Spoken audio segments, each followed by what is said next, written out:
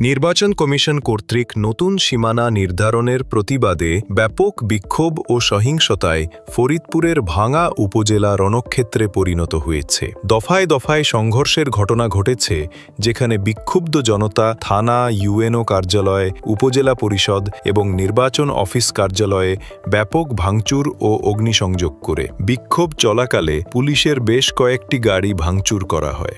উপজেলা পরিষদের ভেতরে ঢুকে দেখা যায় চেয়ার, টেবিল ও কাচের ভাঙা অংশ এদিক সেদিক ছড়িয়ে রয়েছে। ভবনের সামনেই ভাঙা আসবাবপত্রে আগুন ধরিয়ে দেওয়া হয়। একটি ভিডিওতে দেখা যায় একদল উত্তেজিত যুবক ভাঙা থানার ভেতরে ঢুকে লাঠি সোঁটা দিয়ে সেখানে রাখা কয়েকটি গাড়ি ভাঙচুর করছে। আরেকটি ভিডিওতে পুলিশের ওপর তীব্র জনরোষের চিত্র ফুটে উঠেছে, যেখানে বিক্ষুব্ধ জনতার ধাওয়ায় পুলিশকে পিছু হটতে দেখা যায়।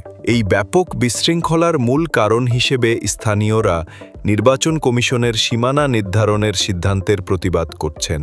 নতুন সিদ্ধান্ত অনুযায়ী ফরিদপুর ৪ আসন থেকে ভাঙা উপজেলার আলগী ও হামিরদি ইউনিয়নকে বাদ দিয়ে ফরিদপুর ২ আসনে নগরকান্দা ও সালথা উপজেলা যুক্ত করা হয়েছে।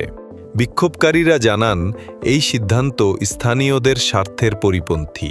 তাদের দাবি, অবিলম্বে এই সিদ্ধান্ত প্রত্যাহার করে ইউনিয়ন দুটিকে পুনরায় ফরিদপুর ৪ আসনেই ফিরিয়ে আনা হোক।